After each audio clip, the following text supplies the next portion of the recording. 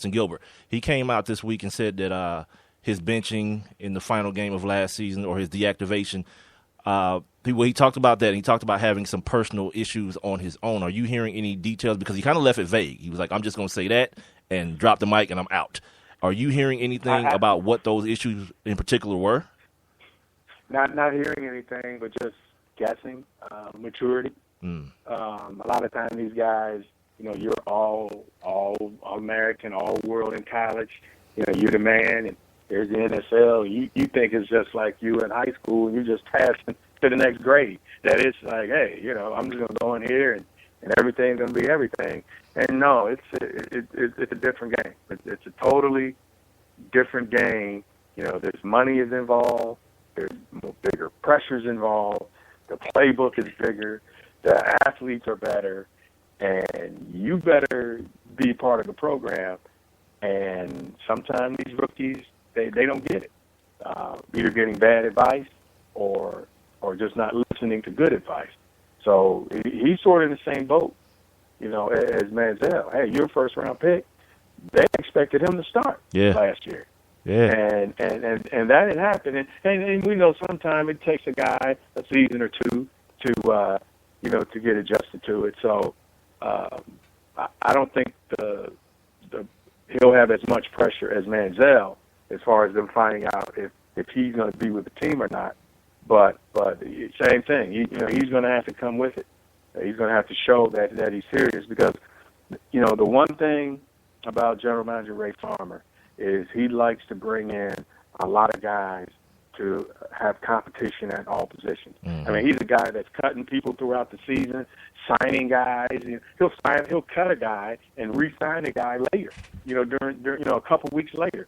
So he doesn't have a problem releasing anybody or bringing in a guy, undrafted guy, which he had a few last year that made contributions. So I don't know if it would be a warning to these rookies out here coming into the league, but I know at least for Cleveland, they better be on notice that you're not just going to walk in and think you're just going to play or start without putting in the work.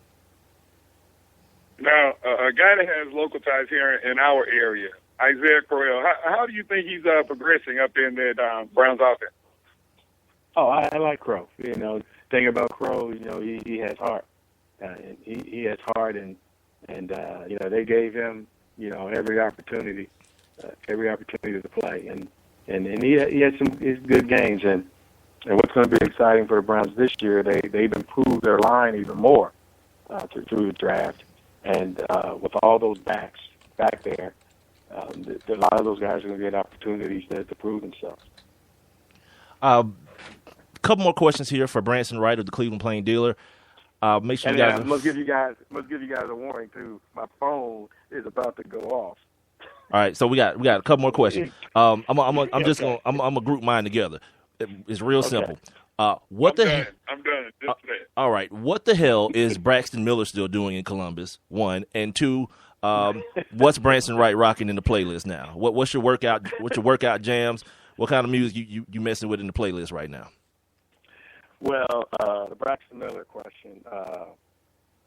What else is he gonna do? Can't go pro. No, get the hell out and go do the ghosting kid. He just went to Florida State, and now people are talking about him winning a damn Heisman Trophy. That simple. Well, where's the thing, man? He may not even be a quarterback anymore. I mean, this shoulder injury, or if he is a quarterback, he may not be as much a quarterback. I think you're going to see Braxton Miller in some different positions in Columbus. You're going to see him in a slot. You're going to see him at receiver.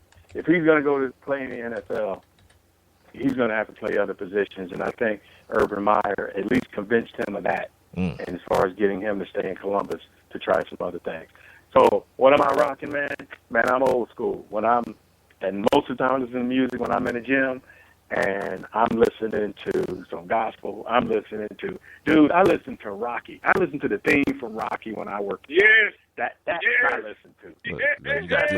You got this dude testifying. Hey, I'm gonna tell you, boy. You listen.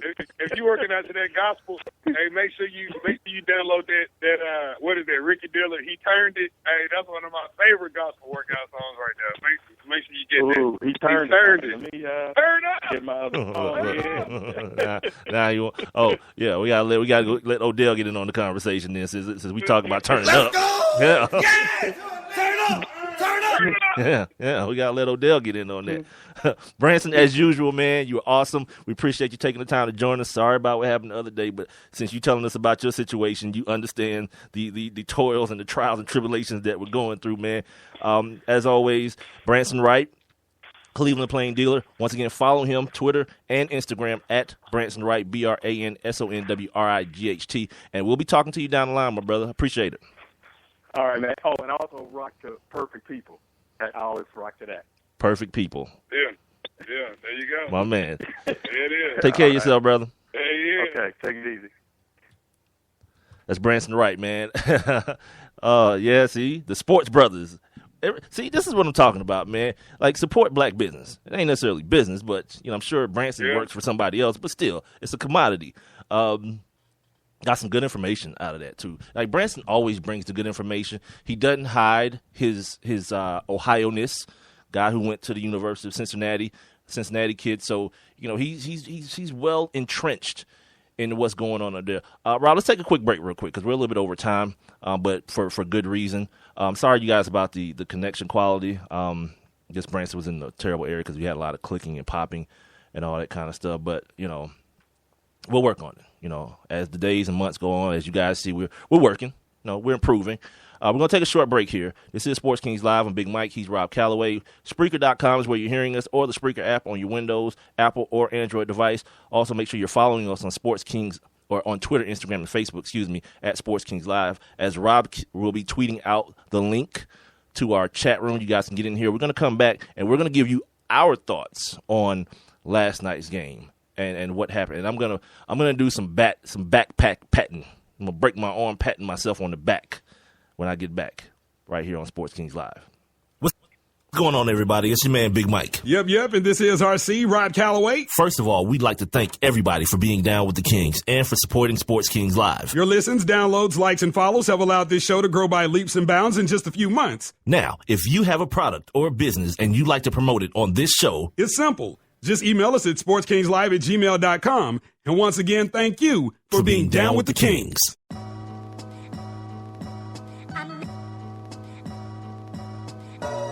Cold world. Hey. Welcome back, Sports Kings Live. Big Mike, Rob Calloway. Just got through talking to our guy, Branson Wright, from the Cleveland Plain Dealer. Covers the Cleveland Browns. Used to cover the Cleveland Cavaliers. Some old white dude covers the Cavs now. I read a couple of articles from the Plain Dealer today, and there's an old white dude that covers them now. So, you know how that goes. Spreaker is where you're hearing us. The Spreaker app is available for your Windows, your Android, or your Apple device. Make sure you download that, and you join us in the chat room, man. Give us some insight, some comments, some feedback on some of the things that you hear. You can also email the show, sportskingslive@gmail.com. I don't know if I gave this out, but the Twitter, Instagram, and Facebook are at Sports Kings Live. All right, last night, as I search here frantically for my notes, the Cavs lost. Yeah, they did. But was it more than a loss? Is the question. Like I mentioned to Branson, it's almost as though, the lock. Like Steve Kerr had like one of those like janitor bundles of keys, and he just kept looking for the right one. And at the end of game 3, it kind of worked a little bit. He was like, "All right, let's do that. Let's make sure that this is truly a do or die game in game 4," and they did. And probably not the way a lot of people had anticipated, whereas people were like, they need to play with more passion and emotion. Nah, just play Golden State Warriors basketball. Get buckets. Because what did I tell you guys today? You're going to hear this theme a lot on today's show. What did I tell you guys? That game that Cleveland won, that overtime game with 87 points at the end of the regulation, I said it clearly and plainly. Defense travels. All they got to do is make buckets. And if anybody in their right mind felt like that wasn't going to happen, you ain't seen this team play all year. Nah, you ain't. eventually they're going to make buckets. Here's the other thing. And like, as I just opened back up the chat and I saw Mark Cooper's beautiful face, he says to me yesterday, I think I tweeted something like, did you really think these guys were going to lay down? He says, no, but where's Klay? Where's Klay Thompson? Here's the thing. You're asking the right question, kind of, but with the wrong connotation. Like, you're asking the question like, but look, Klay ain't done nothing.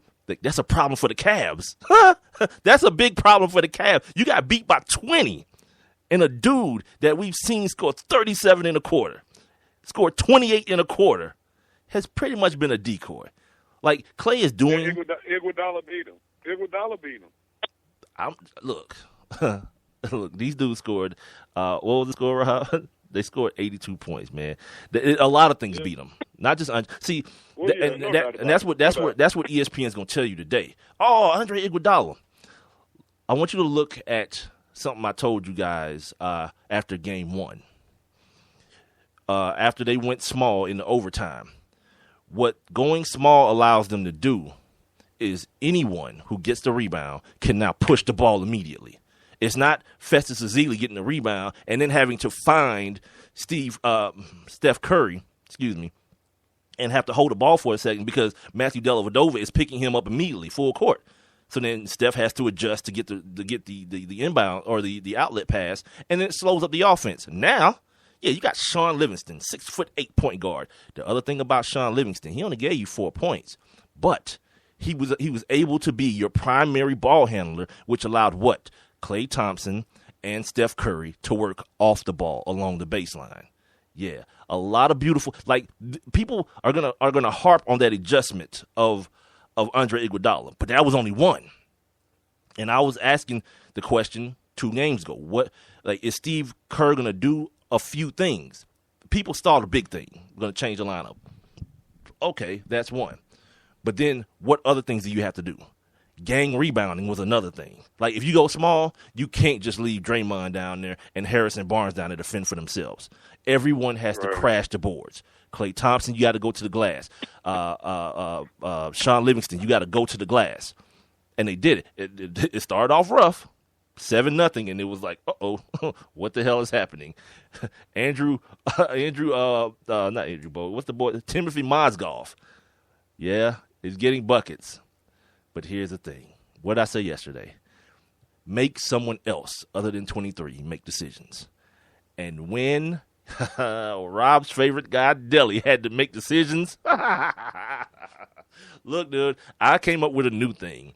Like, damn, the fry at the bottom of the bag, yeah, he was lettuce at the bottom of the bag, and no one eats that crap. Oh, yeah? We just leave that. Oh, yeah? No one wants that. Yeah, dude. The only time you eat that is if the burger is like hella good. You know what I mean? It's like the best hamburger ever. The seasoning. Yeah. Right. Right. You're like, that sounds so good. What else in here? Lettuce, I eat it. Whatever. Yeah, that's the only time. Old Deli. And Mark Jackson. He's going back to the old Deli. Wait, what is that? What does that mean? What does that even mean? The old Deli. He is, Coop, say it with me, Matthew effing Dellavedova. That's who he is. Like, we can't start propping these dudes up because we don't learn lessons. Insanity. Yeah, who still has those T-shirts? Yeah, exactly. Yeah, we got to calm down, man. It's a cute story. But and then the other thing that with Sean Livingston in the game, you were able to run Steph off baseline screens and get him matched up one-on-one with Dellavedova without no pick and roll. Yeah, guess what happens? It's time to dance, homeboy. Yeah, put your dancing shoes on, Sammy Davis Jr. It's time to go. Was the grease at the bottom of the bag? Do you see this crap, Rob? Who says Deli was the grease at the bottom of the bag? Oh, how quickly we turn on people. This is why. I stay consistent. I still ain't said nothing bad. But you can't deny. That's the thing. Like, it's okay. It's okay, Rob. But, you can't deny. No, but look, if I'm coming into this thing with the French fry theory already in my mind, right? Again, if Deli goes off, good. If he doesn't, well, that's Over. Yeah, and let's talk about going off What too. am I gonna say? Let's talk about going off because it's something that I didn't check for yesterday. But even in that 20 point conversion, what did he shoot, Rob? What did